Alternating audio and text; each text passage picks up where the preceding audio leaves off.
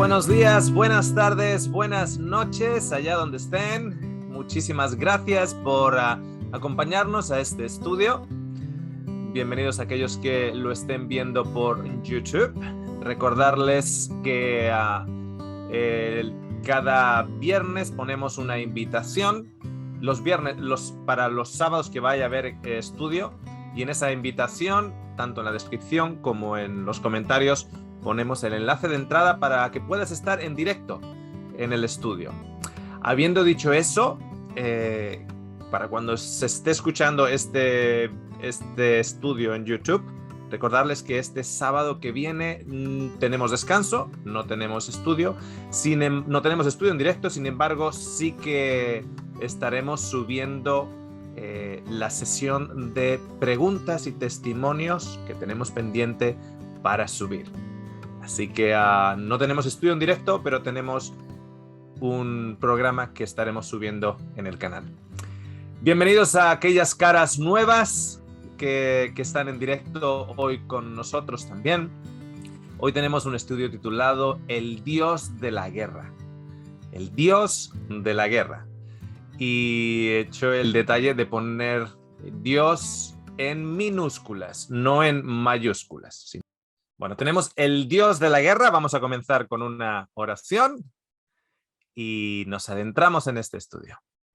Gracias, Señor, por la oportunidad que nos das de aprender, de discernir, de darnos sabiduría, de aprender juntos, sabiendo que simplemente estamos arañando la superficie del conocimiento de Dios y estamos deseando ese día que te podamos ver y conocer y tocar cara a cara.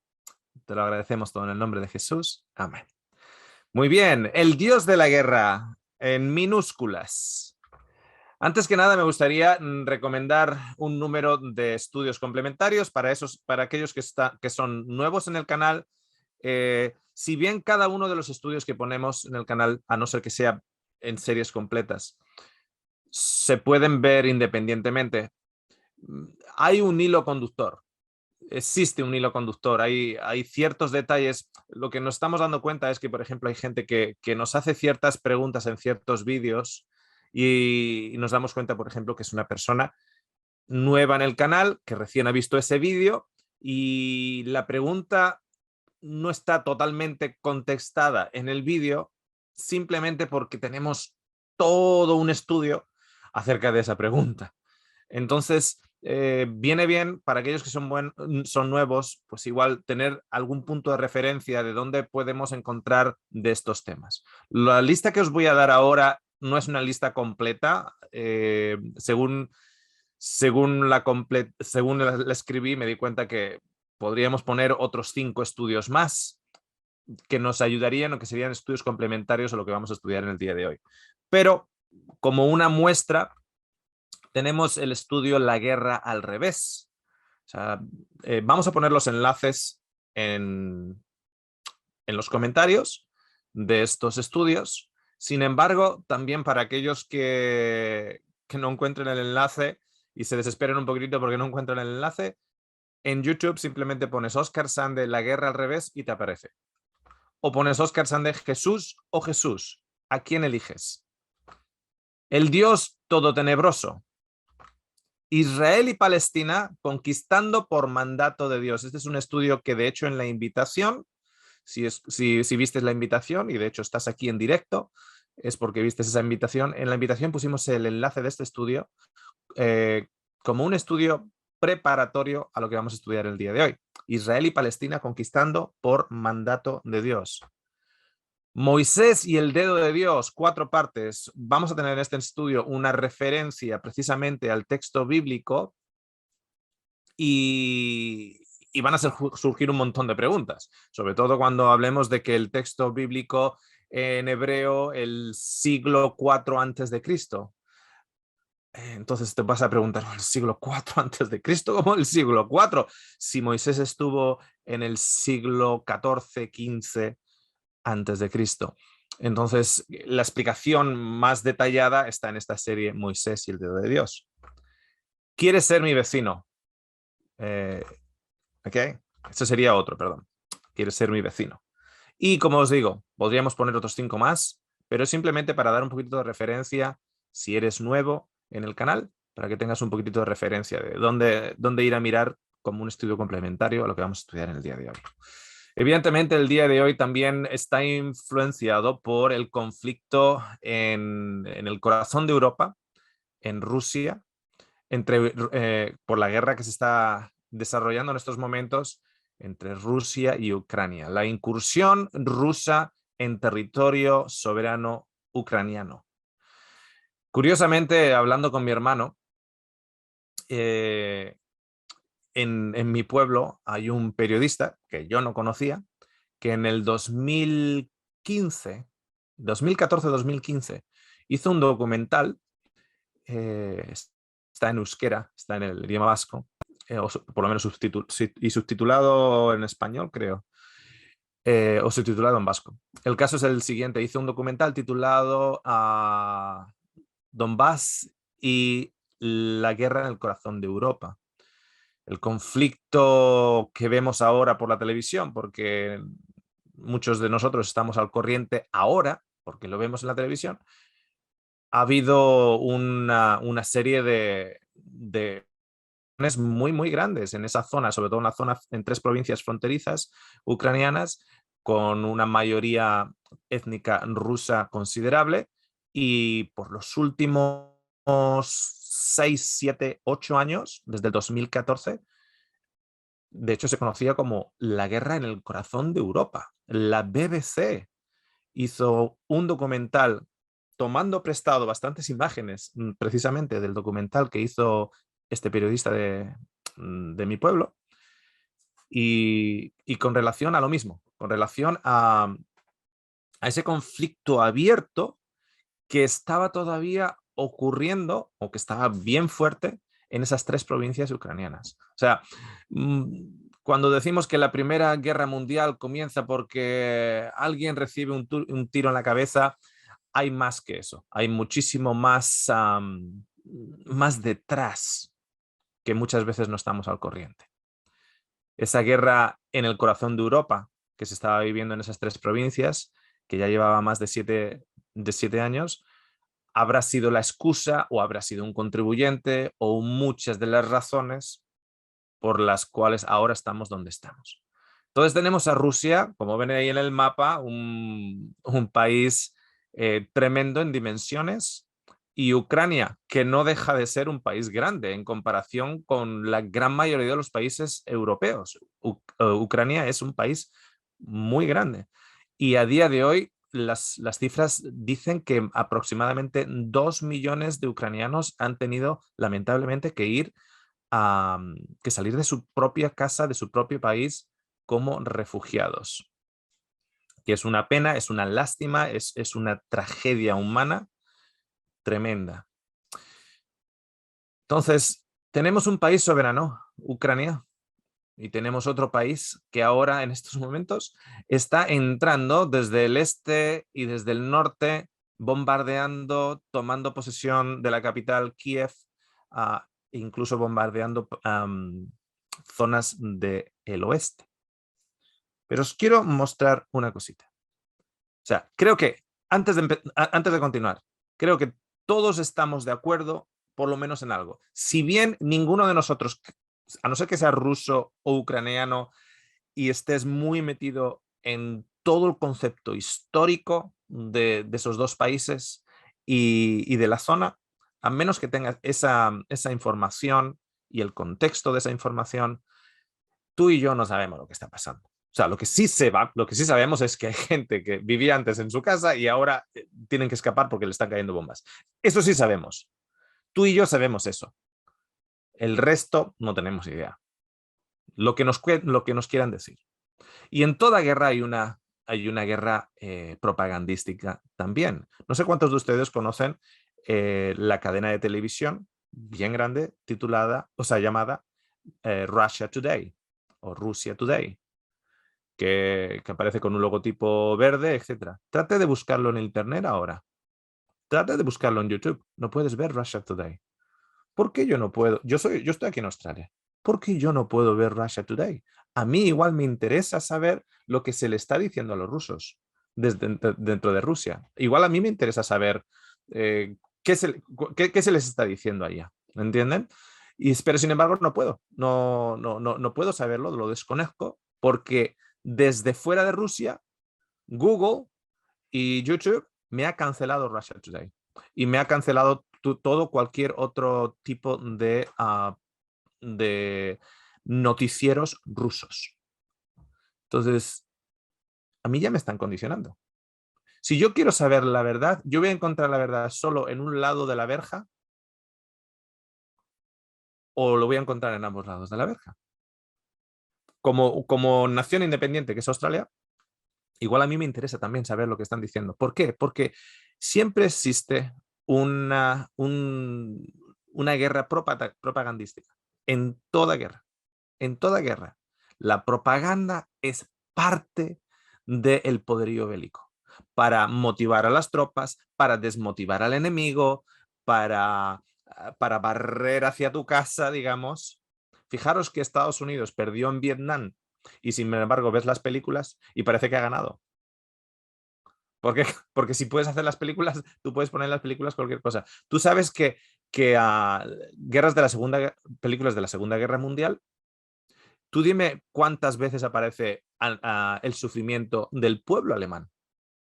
Donde había niños, donde había mucha gente que no estaba de acuerdo, donde había mucha gente que sufría el bombardeo sobre Frankfurt, etcétera, etcétera.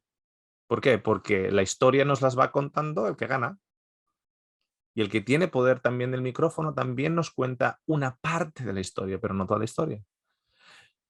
Lo dicho, lo que sí sabemos es que tenemos un país que porque tiene un poderío bélico más grande, porque tiene un brazo más fuerte, porque por 1000 razones ha hecho una incursión en otro país soberano, otro país que no es un desierto, otro país que hay gente viviendo ahí, que hay casas, que hay personas que están llevando a sus niños al colegio, etcétera, y tenemos a unos que están adentrándose y tomando posesión de la tierra de otros. Eso sí sabemos. Y están causando sufrimiento, están causando muerte, etcétera. Eso sí sabemos. Eso no hay duda. Ok. Estas son las bases militares de Estados Unidos alrededor del mundo. El color más anaranjado clarito nos dice que hay por lo menos una base en esa zona. Cuando hay más de 2 bases es un poquitito más oscuro. Entre 6 y 10 bases es más rojo. Entre 11 y 25 bases es todavía más rojo. Ya cuando tienes un granate bien más oscurito, tienes más de 26 bases en ese país. Fijaros, el sur de Chile tiene más o menos colorcito rojo. Fijaros Australia. Fijaros países de Europa. El azulito clarito de abajo tenemos una base más, más, una base más alguna otra que es secreta. Eso es el azul. Fijaros África. Fijaros África cuán lleno está de presencia de bases. España, si tú eres español, que sepas que tenemos bases. Bueno, si vives en Madrid, sabes que tenemos bases, y si vives en Valencia, sabes que tenemos bases, etcétera. Pero no tantas como Portugal, parece. Parece que Portugal, siendo más pequeño, tiene más bases que nosotros. Básicamente, donde Estados Unidos no tiene base es ese colorcito más grisáceo, que es, por ejemplo, donde está Rusia, Irán, China, etcétera. Pero hay bases en Japón, como os podéis ver ahí en el mapa. Y bueno, viva México también, por lo que estoy viendo ahí en la pantalla, viva México. Pero salvo esos países o esas zonas, el resto tienen bases americanas. Y dentro de una base americana, tú no creas que por ser ciudadano de tu país, tú puedes entrar. Aquí en Australia hay una zona que se llama Pine Gap, en el centro de Australia, y no te puedes ni acercar ni a 30 kilómetros. Hay señales y si estás entrando en una base estadounidense, tú no te puedes acercar. De hecho, no lo puedes encontrar en el GPS. En las imágenes de Google Earth no te la encuentra. Tú le pones las coordenadas y no te puede llevar allá. Son bases americanas, es territorio americano en Australia, por ejemplo.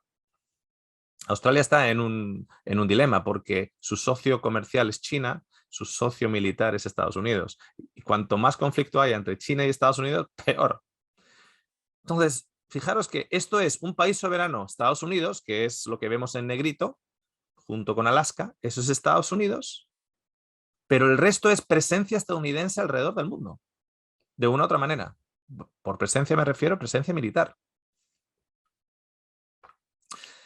Estas son las intervenciones o bien físicas en el país o bien intervenciones políticas de una u otra manera, influenciando elecciones, influenciando candidatos, influenciando golpes militares, golpes políticos, sabotajes económicos, sanciones económicas, etcétera, de Estados Unidos desde la Segunda Guerra Mundial.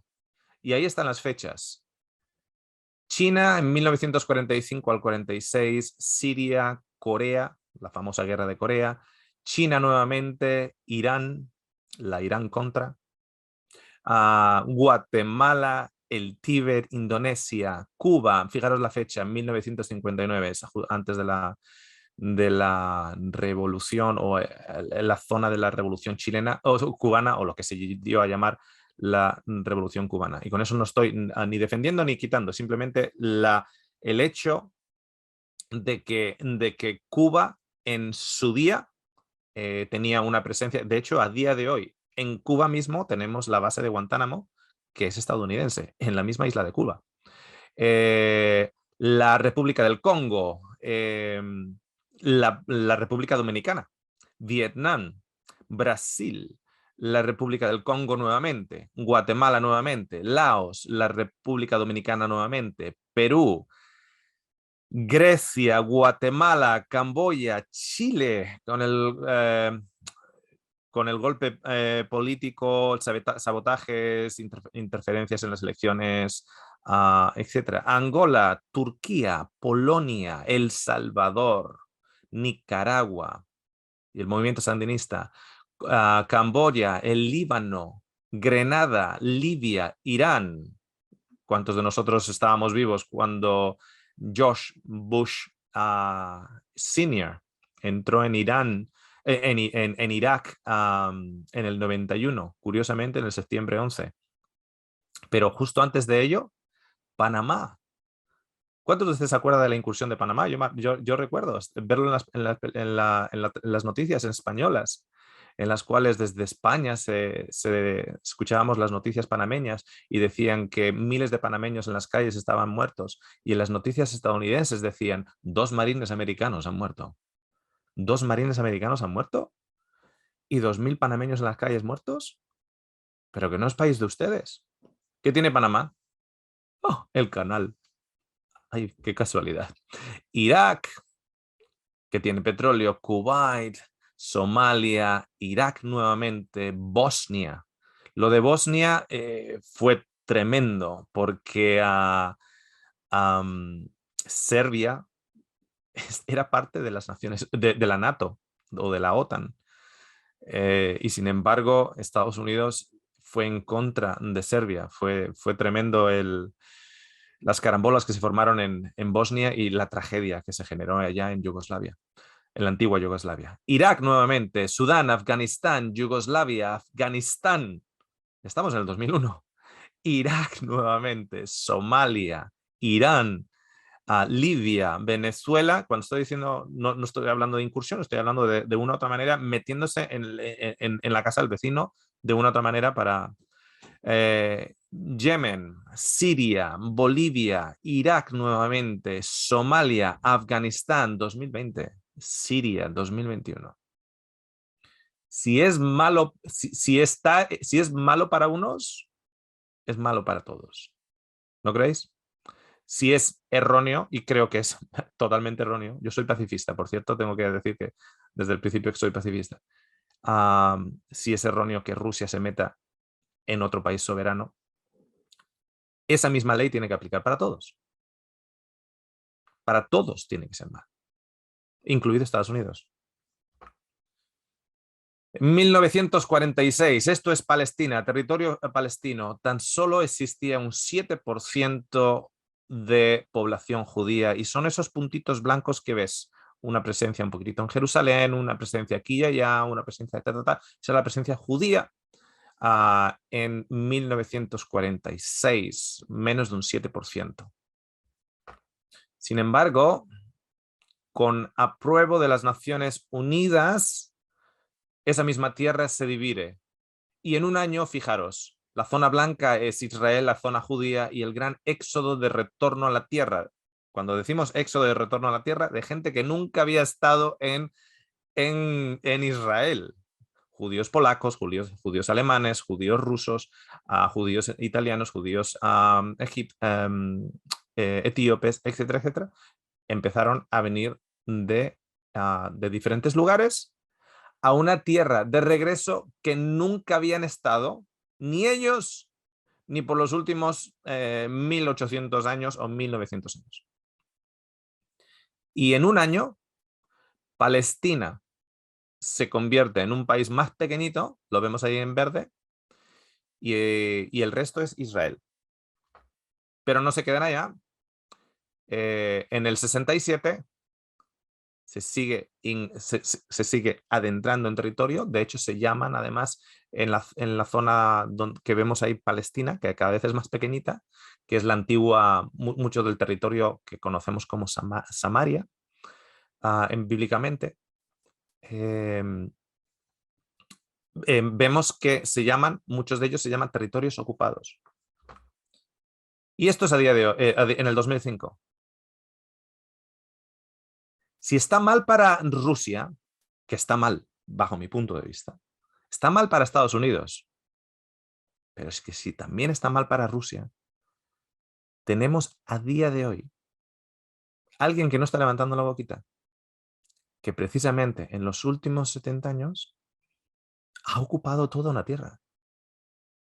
Y no la ha ocupado con diplomacia, la ha ocupado a base de tener soldados en suelo palestino y empezar a mover a habitantes palestinos en pequeños guetos, en pequeños guetos, en pequeños guetos.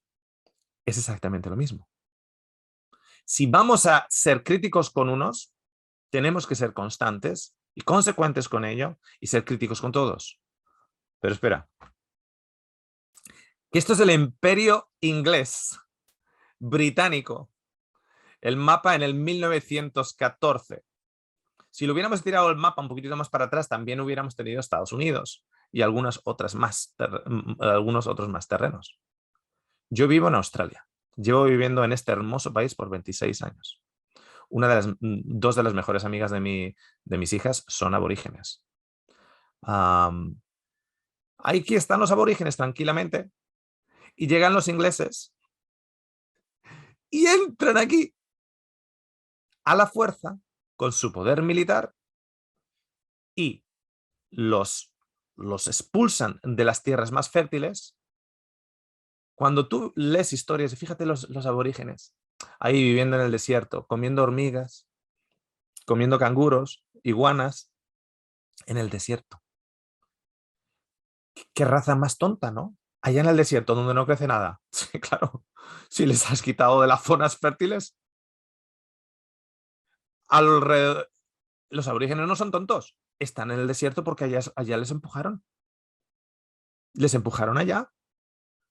En Tasmania no queda ni un aborigen. Si tú ves un aborigen en Tasmania es porque es una persona que habrá sacado su carrera y habrá ido a Tasmania a vivir. Pero nativos de Tasmania no, los mataron a todos. Absolutamente a todos. El Imperio Británico, en su isla británica, llega a India y dice, este va a ser un buen lugar para nosotros. Y toma la India. La India en su tamaño más grande, junto con Pakistán, cuando estaba unido con Pakistán, Sri Lanka, todo. lugares en Indonesia, lugares en, en la moderna Nueva Guinea, etcétera, Nueva Zelanda, Canadá y, como digo anteriormente, Estados Unidos, etcétera.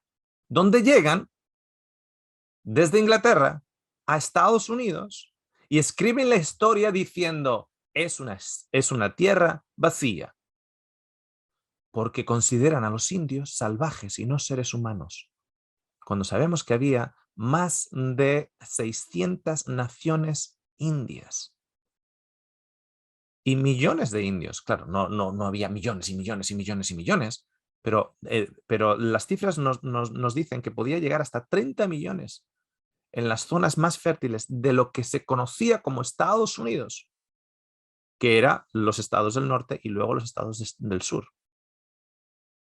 Si es malo para Rusia, y creo que es erróneo lo que Rusia está haciendo, metiéndose en otro país donde ese país está habitado y tiene su gente, ese país, y tiene su idiosincrasia, y tiene sus hábitos, y tiene sus rutinas. ¿Quién eres tú, Rusia, para entrar donde nosotros? ¿Quién eres tú, Inglaterra, para ir a Nueva Zelanda? Ah, por cierto, en Nueva Zelanda es hermoso. Si alguna vez tenéis la oportunidad de ir, yo he ido 4 veces a Nueva Zelanda, me encanta, son los vecinos australianos, estamos muy, muy unidos.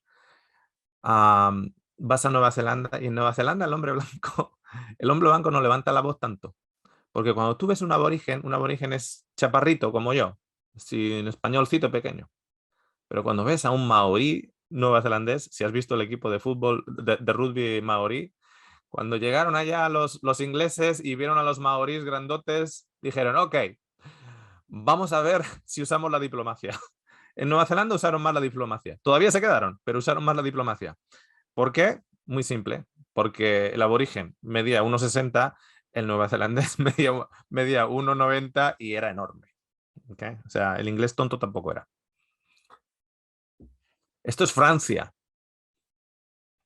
Esto es territorio francés, de lo que se conocía como el imperio francés. Fijaros en África. Por eso tenemos tantos países africanos que hablan francés. Esa es la razón. El sur de China, partes de India, partes en Sudamérica, Martinica, la zona canadiense, etc. ¿Eso cómo ha sido? Eso ha sido Francia entrando en países que estaban habitados y tomando esos países por la fuerza. Quiero que sepan que Francia está muy, muy, muy, muy, muy en contra de la incursión de Rusia sobre Ucrania. Y que el Reino Unido está muy, muy, muy, muy en contra de la incursión de Rusia en Ucrania. De la misma manera que Portugal también está muy, muy en contra del reino ruso entrando dentro de Ucrania. Sin embargo, los grandes navegantes portugueses establecieron colonias no solo en ciertos lugares, sino además presencia. Fueron los navegantes portugueses precisamente que circunnavegaron primeramente Australia, como ves ahí en verde, etcétera. Tuvieron colonias muy fuertes en una de las costas de la India, en costas africanas, evidentemente Brasil, y como veis incluso en el norte de Estados Unidos antes de los franceses. Los franceses e ingleses ganaron territorio al reino portugués, que anteriormente le ha quitado a los indígenas de esa tierra. ¿Okay? Que sepan que Portugal está muy, muy, muy en desacuerdo con que Rusia entre en Ucrania. Aquí tenemos los Países Bajos, algunos los conocen como Holanda. Holanda es simplemente la sección más grande de los Países Bajos y claro, en Indonesia, en Papúa Nueva Guinea, en lugares de América, evidentemente en Sudáfrica. De hecho, el idioma Afrikaners es una combinación es una variación de el neozelandés, o sea, perdón, el holandés, etc. Fijaros en diferentes puntos. Que sepáis que Holanda, o los Países Bajos, deberíamos decir, están muy, muy en desacuerdo con la incursión de Rusia a Ucrania. Ya sé lo que están esperando ustedes, sudamericanos y centroamericanos, ya sé lo que están esperando, vale, se los voy a poner. El reino español, claro que sí, el que les quitó a todos ustedes el oro. Ya dice, este Oscar va a decir de todos y no va a decir los españoles, que no, tampoco soy tan malo. Fijaros en lo más alto, en el auge del reino español, que no sé, muchos de ustedes no sabían, que tenía también control político sobre Italia, Países Bajos, ciertas zonas en Francia, evidentemente Guinea Ecuatorial, otra zona también de África occidental, la zona del Sáhara, las Filipinas, lo pueden ver allá, Cuba. Fijaros Estados Unidos. Cuando llegan los pioneros ingleses a Estados Unidos, lo que ahora conocemos como Estados Unidos era territorio del Reino Español. México, Perú, Bolivia, Argentina, Colombia, Venezuela, etcétera, etcétera, etcétera. Que sepáis que España está muy en desacuerdo, tremendamente en desacuerdo, que un país soberano como Ucrania sea conquistado y sus gentes sean maltratadas y impuestas y sus ciudades sean arrasadas por un poder más fuerte en ese momento militar, etc. España está muy, muy en desacuerdo. Pero ¿saben qué? La historia española está escrita con la misma sangre. Con la mismita sangre. Exactamente igual. Somos unos hipócritas. Somos unos hipócritas. Y me recuerda mucho cuando Jesús hablaba a los fariseos, porque los fariseos defendían a los profetas. Y Jesús le dice, pero si vosotros sois de la línea de aquellos que mataron a los profetas. Sois de la misma línea que mataron a los profetas. Y de hecho estáis tratando de matarme a mí. Uno de los mayores distribuidores en el comercio legalizado, digo porque está estructurado, está todo cuantificado, está regulado. En el comercio regularizado de armas es España. ¿Quién lo iba a decir? El que más vende, uno de los países que más vende armas de asalto, etcétera, etcétera, es precisamente España. Evidentemente, Estados Unidos está en una liga muchísimo mayor, etcétera, pero España es uno de los países principales del comercio regularizado de venta de armas. Y sin embargo, en España están muy indignados de que un país como Rusia entre en otro país soberano.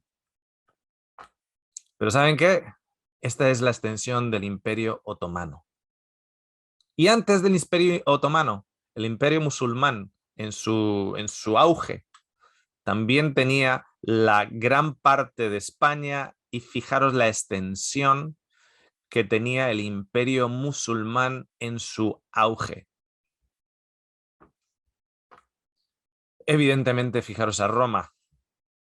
Roma, que era una ciudad, una zona, una provincia, no era ni siquiera un país, en el sentido de que no era Italia, era una ciudad provincial, crece, a todo se le llama Roma, pero empezó como una ciudad, literalmente, y se convierte en un imperio. Una ciudad que se convierte en un imperio, ¿de qué manera? Entrando en la casa del vecino, matando al vecino y violando a su esposa. Así.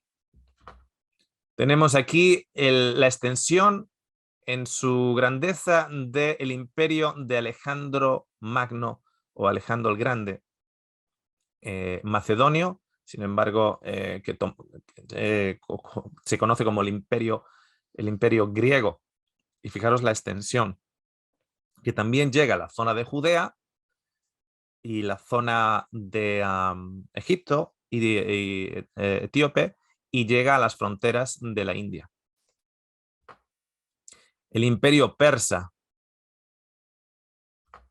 Tenemos aquí el imperio persa, el imperio babilónico, de Babilonia, el neobabilonia, la zona egipcia. Y fijaros, ahora tenemos aquí la zona de Judea, que conocemos ahora como Judea, que se conoce en la Biblia también como Judea, pero antes de que el pueblo de Israel o la nación hebrea entre, ¡chachán!, está llena de gente. Tienes a los cananeos, a los de Moab, a los de Edom, a los amoritas, tienes a los de Bashán, a los jebusitas, amalequitas, tienes a todos esos dentro de la tierra. Y ahora vienen los hebreos y llegado el reino de David, controlan toda esa zona, someten a todos esos enemigos de una u otra manera. Los filisteos todavía están ahí coleteando, los de Moab y Edom todavía coletean, pero el resto han sido sometidos. Jesús entra en lo que se conoce como Jerusalén, que era la zona de los jebusitas, y toma la ciudad. Uno de sus soldados le trae un vaso de agua de la fuente de Jerusalén, controlado por los jebusitas, y esta es la zona que controla David, y esta es la zona que controla su hijo Salomón, un poquitito más extendida, y ya hace pactos de no violencia, pactos diplomáticos hasta con el rey de Egipto. ¿Esto está bien? ¿O vamos a cambiar también la norma? Y muchos en este momento están diciendo, pero es que la diferencia es que a esta gente le mandó Dios a hacerlo. Ya. Pregúntale a Putin a ver si él no te puede dar 4 o 5 razones suyas. Tú pregúntale a ver si Putin no cree que sus 4 o 5 razones son válidas. Yo no creo que haya nada válido en entrar y someter a nadie, ni matar a nadie. Nada válido. Pero eso es mi opinión. Pregúntale a Putin a ver si él tiene 4 o 5 válidas. Porque Dios envía al pueblo a entrar en una tierra ocupada por otras naciones para someter a esas naciones, para destruir a esas naciones, para matar a los hijos, para matar a los viejos, para matar a sus soldados, para coger a sus hijas y usarlas de concubinas. Y eso sí está bien. ¿Por qué? ¿Por qué está bien eso? Se nos llena la boca diciendo que mal está que Rusia entre en Ucrania, pero si soy estadounidense, me quedo calladito de todas las veces que el gobierno estadounidense, bien abiertamente o secretamente, con sus servicios de inteligencia secretos, se han metido las narices en la casa de otro. Si soy español, me quedo calladito por el orgullo español del gran imperio de Felipe II, donde el sol nunca se ponía en España. Esto te lo enseñan en el colegio, encima con orgullo. Yo recuerdo llegar aquí a Australia, estar con un grupo de sudamericanos y decir, vosotros sois todos iberoamericanos. Y se me quedan mirando todos y dicen, ¿cómo? ¿Qué es eso de iberoamericanos? ¿Iberoamericanos? ¿No? ¿No son ustedes iberoamericanos? Dirás sudamericanos. Bueno, sudamericanos es lo mismo. Y se miran los unos a los otros y dicen, ¿iberoamericano? Eso no lo hemos escuchado nosotros nunca. ¿Sabes por qué? Porque cuando yo estudiaba en la educación básica, se estudia desde el punto de vista de que España es lo mejor. Entonces, Sudamérica y Centroamérica, ¿qué son? Iberoamericanos, de la península ibérica. Iberoamericanos. Pero cuando tú estás estudiando en Chile, no están celebrando el Día de la Hispanidad. Están celebrando el 18 de septiembre o el 19 de septiembre el Día de la Liberación de los Españoles. y las calles con Valdivia y las calles con el general Dalí. ¿Quiénes son estos? Los que echaron a los españoles de aquí. Nosotros no somos iberoamericanos. Y me siguen pidiendo el oro. No lo tengo. Me siguen pidiendo el oro. Yo no tengo el oro. Pero como soy español, yo me tengo que callar porque eso me genera orgullo. Y encima te lo explican de esta manera en España. Por lo menos cuando yo era pequeño, en los 70, con la educación básica, lo que llamábamos allá en España la EGB, te lo explica de que los españoles fueron allá realmente a educar, porque si no, a día de hoy todavía andaban viviendo esa gente en taparrabos. Si quieren vivir en taparrabos, déjales vivir en taparrabos. ¿Qué te molestan a ti? ¿No mires? O sea, encima justificamos y en una mano llevábamos la cruz de la espada y con la otra mano llevábamos la cruz del rosario, porque o matábamos con una espada o matábamos con lo otro, porque decía, por la espada moriréis.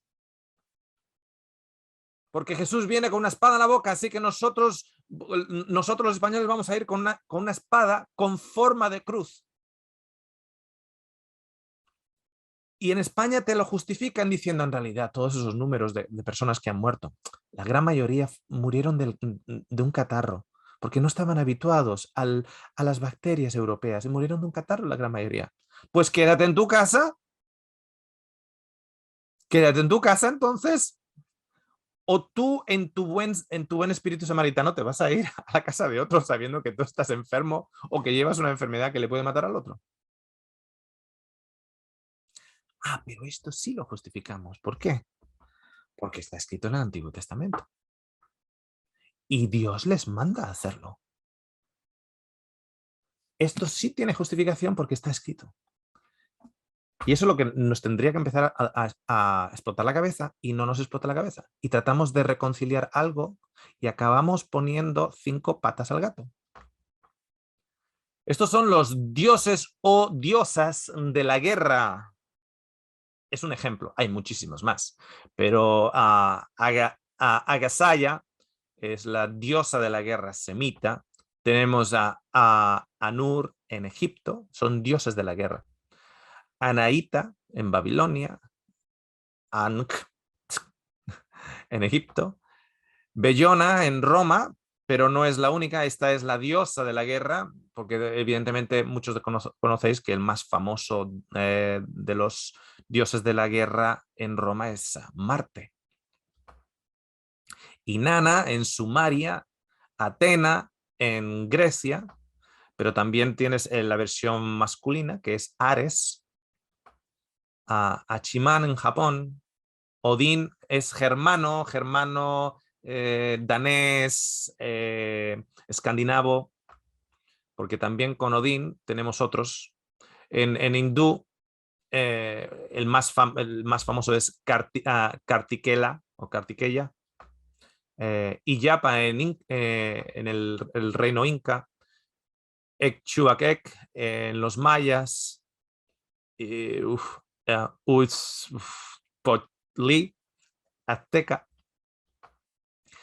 Muchos habrán escuchado de Thor, el dios del trueno, pero es el dios del trueno y el dios de la guerra. Son vikingos, junto con Odín también, y con Tyr y con Freya. Normalmente, ninguno de estos dioses son solo los dioses de la guerra. Son los dioses de la guerra, algunos son los dioses de la guerra, de la agricultura, y del coraje. Otros son de la guerra, de la lluvia, del trueno. O sea, no solo tienen uno específico. Hay muy poquitos dioses que solo sean dioses de la guerra. Normalmente son dioses que te suplen. Dioses que, pues eso, un dios de la agricultura, un dios de la ganadería, un dios de... tienes diferentes atributos, como digamos como un pulpo que tiene sus diferentes tentáculos. Cada uno de esos tentáculos, pues uno de ellos es el de la guerra, es el dios de la guerra. Si vas a la guerra es a este al que haces ofrenda. Pero sin embargo, si quieres plantar tus campos, es también al mismo, porque también es el Dios de la agricultura. Es como una iglesia con pocos miembros, que el primer anciano es el que abre la iglesia, es el que limpia los miércoles, es el que... o un circo con poco presupuesto. El que te vende los tickets de entrada es el que doma los leones, es el que te presenta al payaso y es el que se pinta como payaso y salta en el trampolín. ¿Ok? Ninguno de estos única y exclusivamente son de la guerra.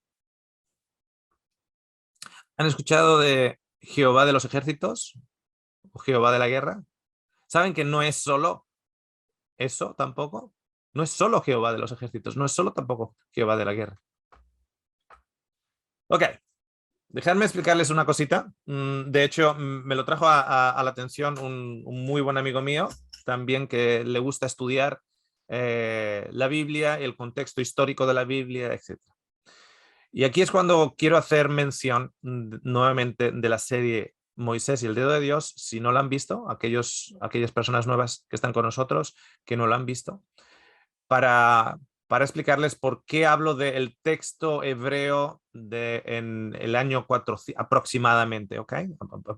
El año aproximado 400 antes de Cristo. O sea, antes de que haya nacido Cristo, el año 400 aproximadamente, cuando el texto hebreo de una u otra manera acaba siendo completado. Tenemos Malaquías, tenemos la vuelta del exilio, tenemos Esdras, Nehemías.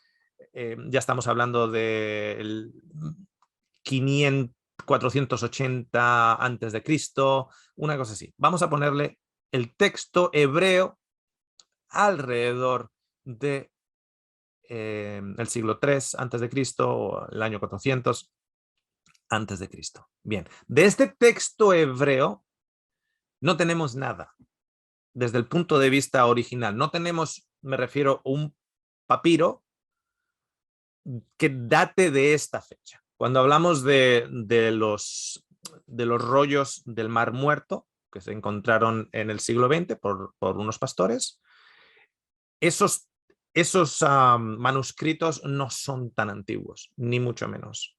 Son algunos de ellos simplemente décadas antes del nacimiento de Jesucristo, 100 años antes de Jesucristo, etc. No son muy, muy antiguos.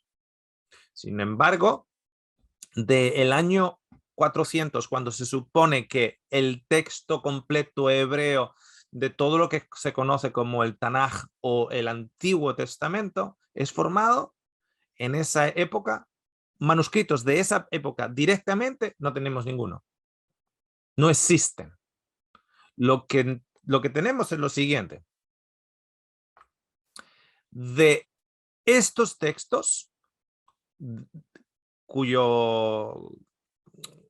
presencia no la tenemos, no tenemos ninguna de ellas, aparece en el 2 aproximadamente también. Las cifras de los años son aproximados, ¿ok? 250 antes de Cristo, 250 antes de Cristo, aparece la versión Septuaginta, que es el texto griego del Antiguo Testamento. El texto griego del Antiguo Testamento. O sea, es como alguien ha hecho una copia traducida al griego de esos textos hebreos que no tenemos. Y se llama la versión Septuaginta. De esos aproximadamente en el año 250 antes de Cristo. Esta es la versión que se usa en Judea mayormente. Esta es la versión que mayormente se usa en Judea. Y uno puede decir, no, pero en Judea se usa el hebreo. La versión del Antiguo Testamento que se usa en Judea mayormente en la época de Jesús es precisamente la versión griega. ¿Cómo sabemos? Lo único que tienes que hacer es leer el Nuevo Testamento y darte cuenta que cuando está citando, muchos de ustedes ya se habrán dado cuenta, que cuando está citando el Antiguo Testamento, hay cosas que no coinciden. Como que lee diferente. Cuando Pablo está citando el Antiguo Testamento y luego vas a la cita, algunas son iguales y otras no son iguales. Y la razón es la siguiente. De esta versión griega es la que hace referencia en el Nuevo Testamento. Cuando el Nuevo Testamento se escribe y los autores del Nuevo Testamento, incluido Jesús, está citando el Antiguo Testamento, Pablo, etcétera, cuando se cita el Antiguo Testamento, se cita la versión griega o lo que la versión griega dice. Esto es 250 años antes de Jesucristo, de la cual el Nuevo Testamento, no el Antiguo, sino el Nuevo Testamento se basa cuando el Nuevo Testamento lo cita. Ahora fijaros, como no tenemos esos textos originales formateados, digamos, aproximadamente en el año 400 antes de Cristo, tenemos una línea de textos que en hebreo, que está un poquitito muy, pues no muy estructurada, a la que se le junta también una segunda línea que es el texto griego. Y ahora fijaros. Y se forma un texto hebreo que se llama el texto masorético y es y se forma entre el siglo 6 al 10 después de Cristo. Después de Cristo. Y de ese texto masorético, las traducciones del Antiguo Testamento que tú tienes en tu versión en español, cuando tú lees el Antiguo Testamento, no está usando la misma versión que el Nuevo Testamento hace referencia. Está usando la versión masorética. Y decimos, del hebreo original, ni modo, es del hebreo que ha habido un consenso, sí, es cierto, a lo largo de un número de siglos, desde el siglo 6 al siglo 10, en la línea judía. Recordad que ya no hay templo, ya no hay nada de eso. Y se llama el texto hebreo masorético. Si alguna vez has escuchado esos nombres, eso es lo que significa. Ahora fijaros, os voy a poner un texto del dios de la guerra, pero ¿cómo lo lee el texto de la Septuaginta del año 250 antes de Cristo? Lo lee lo siguiente. La Septuaginta dice en Éxodos 15:3, el Señor que hace añicos las guerras, el Señor es su nombre. Quiero que hagan un experimento conmigo. Si tienen la Biblia, aquellos que tienen la Biblia al lado, quiero que cojan su Biblia, si tienen la Reina Valera o cualquier otra Biblia que tengan, y quiero que vayan a Éxodos 15, versículo 3. Y según están yendo a Éxodos 15, versículo 3, vamos a repasar lo que la Septuaginta dice en Éxodos 15, versículo 3. Que recuerda que la Septuaginta en realidad es más antigua que el texto masorético, donde la traducción de tu Biblia ha sido hecho. Dice, el Señor que hace añicos las guerras. ¿Qué significa que hace añicos las guerras? Que acaba con las guerras. Claro, tiene un poquito más de sentido, porque cuando tú estás leyendo Éxodos dice que no tenéis que levantar las armas, no tenéis que levantar los brazos, no tenéis que levantar la espada, porque el Señor hace añicos las guerras. Ok, ahora os voy a dar un segundito para que lean en vuestra versión Éxodos 15:3. Y dirá algo como esto. Lo voy a poner ahí en pantalla. En la versión masorética, donde las traducciones de los diferentes idiomas han sido sacadas para traducir el Antiguo Testamento, dice, el Señor, varón de guerra, o el Señor es un guerrero, el Señor es su nombre. ¿Es diferente o no es diferente? Totalmente diferente. ¿Por qué? Porque es diferente porque está diciendo lo opuesto. Literalmente, lo opuesto. La Septuaginta está diciendo el Señor que pone fin a las guerras y la masorética que está diciendo, no, el Señor que le gusta el mambo, le gusta, vamos allá, vamos a entrar en todas las poblaciones. Fijaros, cuando la gente dice, eran juicios de Dios sobre aquellas naciones. Oye, si era juicio de Dios, ¿por qué Dios no se mancha sus manos? ¿Por qué mancha las manos de los hombres? Y manda a los hombres a ejercitar el juicio de Dios. ¿Una vez te has preguntado eso?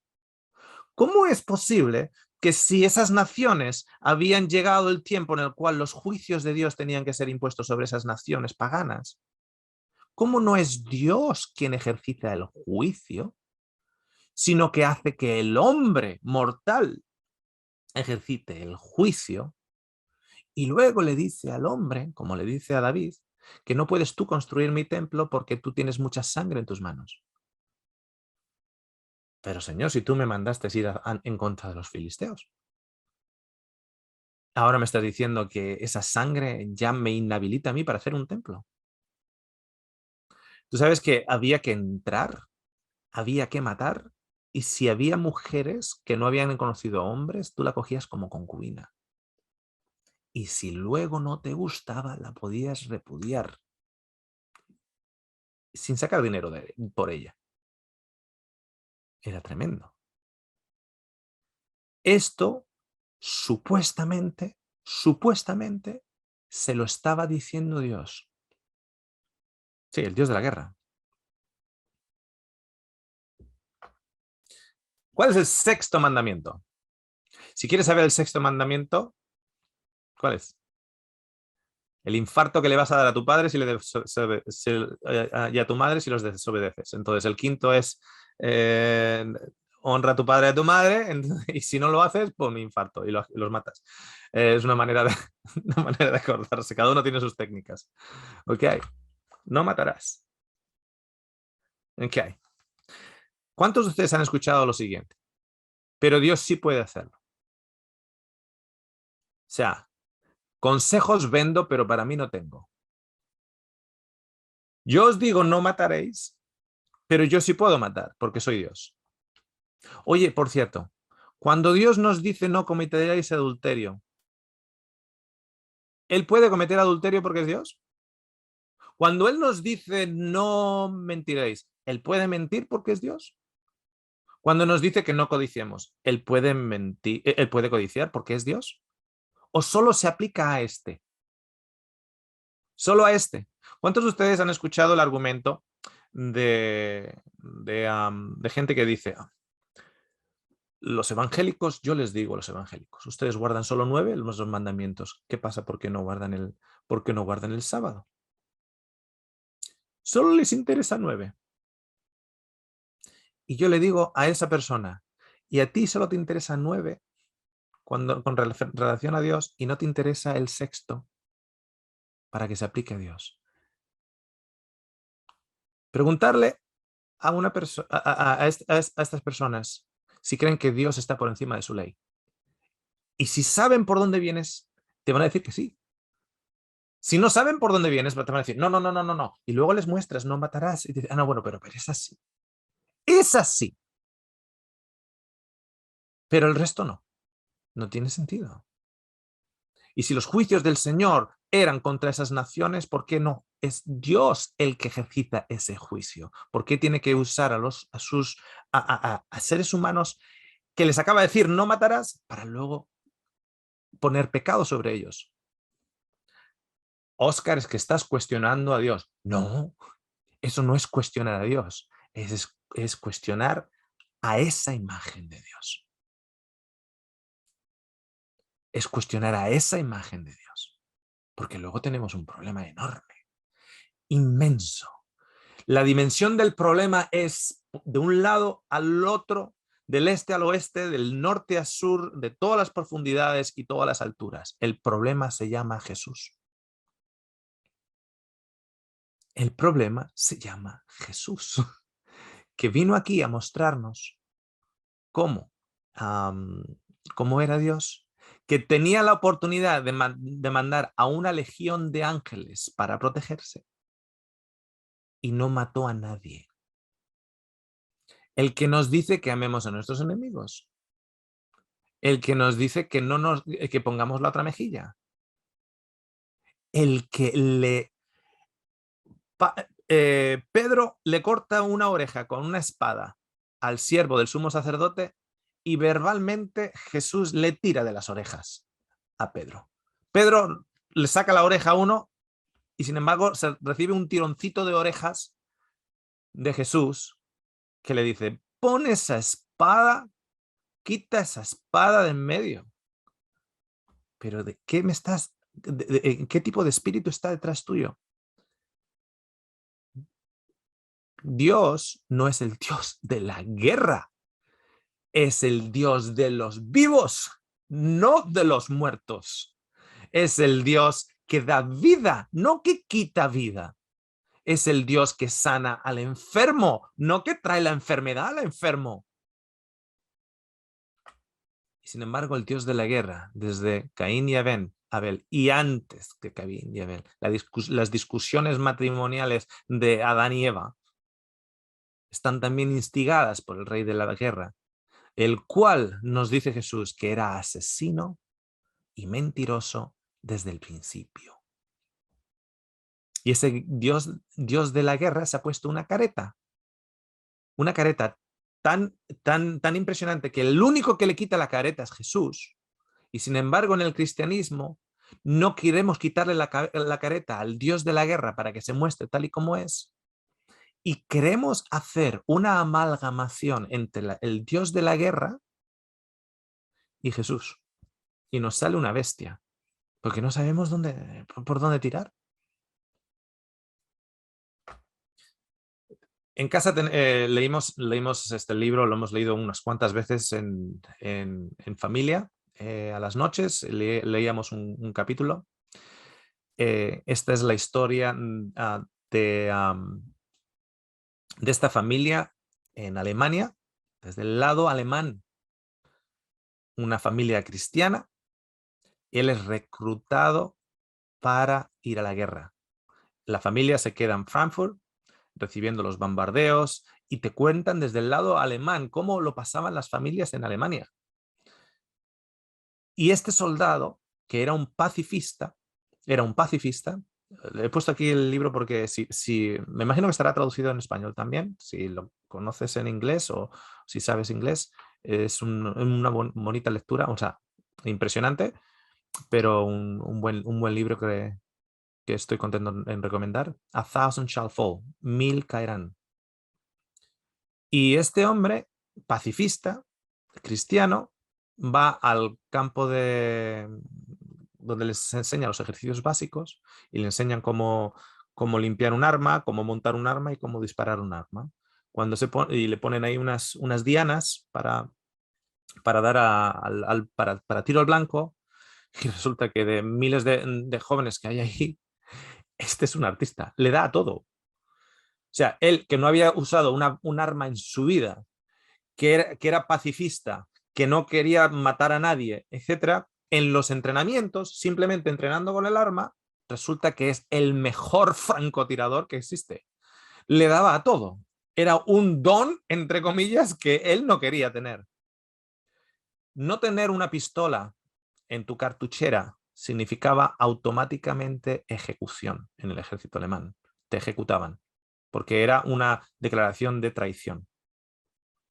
Este hombre lo que hizo, cogió un pedazo de madera y hizo una pistola de madera.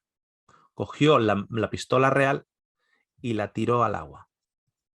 Sabiendo lo siguiente, que en la presión de la batalla, cuando su vida estuviera en peligro, su instinto más básico sería echar mano de la pistola y matar a otro ser humano.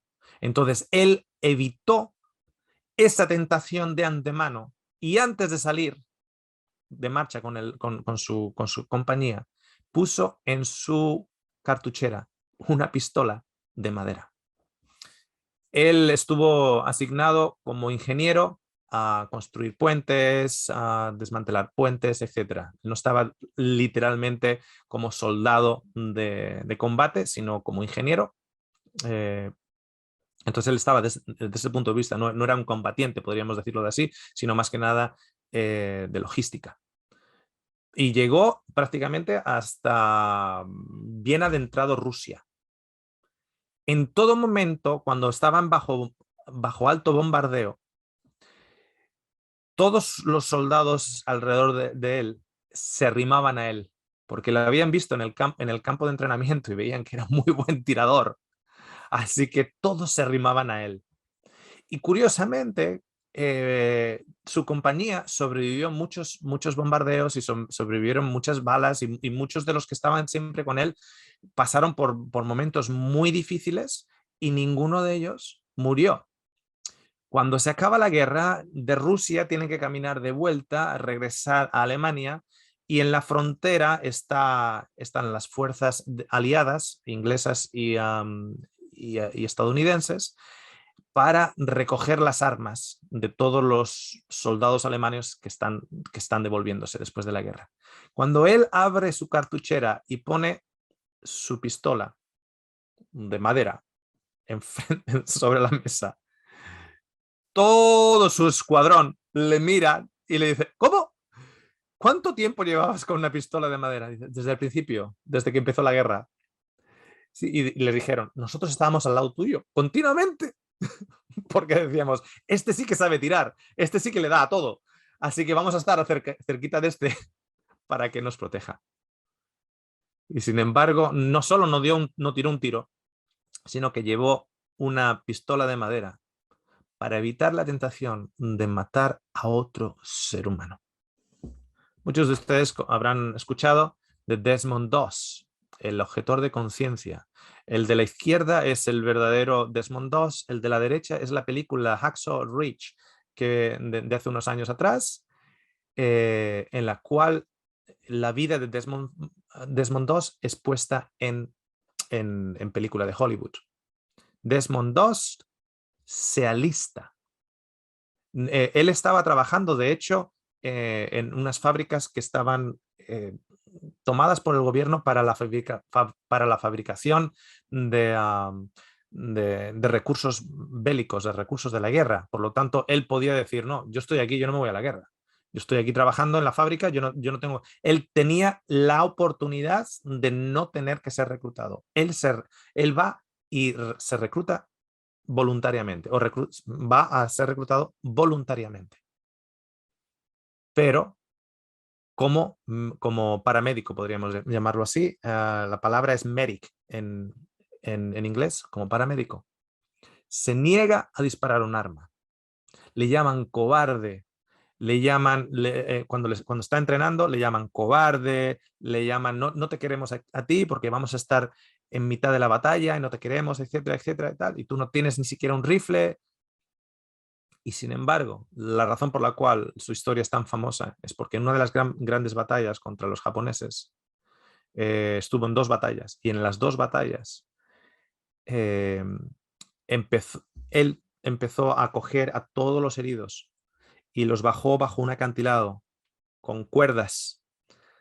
Toda la noche estuvo bajando gente, bajando gente, bajando gente. Todos los heridos los empezó a bajar y empezó a bajar incluso a los japoneses. Heridos japoneses. Los cogía, está herido. Es un ser humano, está herido. No miraba uniforme, no miraba color de piel, no miraba si los ojos estaban más rasgados o menos rasgados. Los cogía y los enviaba para abajo, donde estaban los servicios médicos. Desmond Doss, objetor de conciencia, sin embargo, no objetor de estar en la zona del conflicto.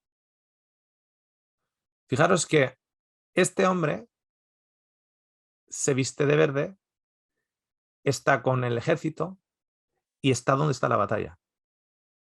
Porque ¿dónde están las víctimas?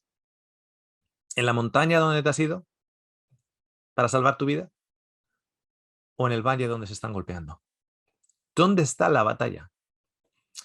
Este hombre estaba donde estaba el sufrimiento humano. Este hombre estaba donde estaba el sufrimiento humano. Estaba hablando con una persona esta semana precisamente acerca de Desmond Doss y esta señora tiene un hijo y le comentó al esposo la oportunidad, podríamos decir, o la idea de que su hijo hiciera una maestría técnica en las fuerzas de defensa australianas. Tengo que clarificar un número de cosas. Aquí las defensas armadas australianas en realidad son profesionales, ¿sí? Pero son muy pequeñitas. Por eso se necesita aquí la ayuda de Estados Unidos, si entraría China, etcétera, etcétera. Son muy pequeñitas. Entonces, aquí en Australia, tú puedes, por ejemplo, hacer una maestría técnica, puede ser mecánico o electricista o carpintero, o etcétera, en tu vida civil, claramente, pero es difícil encontrar un jefe que te respete o que te dé los 4 años que necesitas para sacar tu titulación, que te suban el sueldo, cobras muy poquito los primeros 3 años, etcétera. Y si la compañía de ese jefe va mal, te quedas ahí con 2 años de maestría y luego tienes que buscar otra compañía, te lo tienes que buscar tú todo, te pagan poquito, etcétera. La otra opción es hacerlo a través de las Fuerzas Armadas. Tú puedes acabar como carpintero, como electricista, como mecánico, como enfermero, etcétera. Tú puedes hacer todas esas maestrías técnicas, las puedes hacer a través de las Fuerzas Armadas. Y dentro de las Fuerzas Armadas te pagan el primer año solo por estar ahí, y para ser, por ejemplo, enfermero, te pagan $55.000 al año. $55.000 al año el primer día, por el primer día que ya te pones ahí para enfermero. O sea, no estamos hablando de posiciones de combate, estamos hablando de maestrías técnicas, enfermería, etcétera, ¿no? Diferentes ingenierías, etcétera. Bien. Cuando esta mujer, esta esposa, le comenta la posibilidad a su esposo se pone en furia y dice: ¿cómo nuestro hijo, siendo cristiano, se va a ir al ejército a que le enseñen una maestría en el ejército, a matar? Existe una paradoja en esta historia. La paradoja es la siguiente. La esposa cree que Dios no mata. El esposo cree que todas esas historias del Antiguo Testamento donde Dios manda a los hebreos, a las poblaciones a matar, el esposo cree que sí, que es Dios el que mandó a hacer todas esas cosas. No sé si os estáis dando cuenta de la paradoja, porque aquellos que tienen un enorme problema de que un joven vaya a sacarse una maestría técnica en las Fuerzas Armadas australianas o neozelandesas, una maestría técnica o una enfermería o una ingeniería, se la vaya a sacar ahí y luego sale y vive en el mundo civil. Los que tienen problemas, los cristianos que tienen problemas con eso, luego no tienen problemas en decir que es Dios el que manda a toda la nación judía a levantar las armas y a matar a millones y millones de personas. Y no tienen ningún problema de la incursión de Israel sobre Palestina a partir del 1947 tampoco. Qué cosa más extraña. Que tienen problemas que un joven, en lugar de estar ahí fumándose porros de marihuana, esté por lo menos que le enseñen a afeitarse, que le enseñen a hacer la cama y que le enseñen una profesión. Tienen problema con eso porque están vestidos de verde o de azul o de azul marino, y no tienen problema con un Dios destructor. Si no ves la paradoja, no sé de qué otra manera explicártelo. Estas son imágenes de la película. Es el único que no tiene una pistola. Y está ahí porque es donde está el sufrimiento humano. Alguien me preguntaba el otro día: tú, si fueras ucraniano, Oscar, ¿qué harías? ¿Te irías o te quedarías? Y yo, hablando, le dije: me gustaría pensar, evidentemente hay que estar en esa situación, me gustaría pensar que sería de los que estaría en el campo de refugiados en la frontera, ayudando.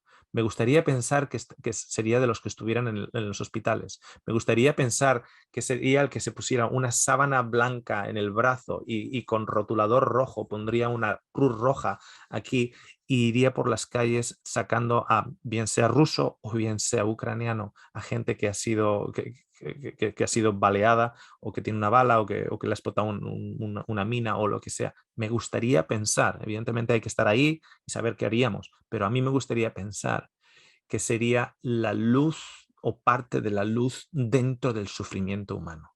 Yo no me quedaría en Ucrania a coger una pistola, no me quedaría en Ucrania a defender un pedazo de tierra, pero me gustaría pensar que me quedaría para poder aliviar el sufrimiento humano. Porque, dejadme deciros una cosa, amigos y amigas, es increíble que en el siglo XXI dos naciones resuelvan conflicto a puñetazos a día de hoy como si fuéramos niños en un patio de colegio o dos borrachos en el bar.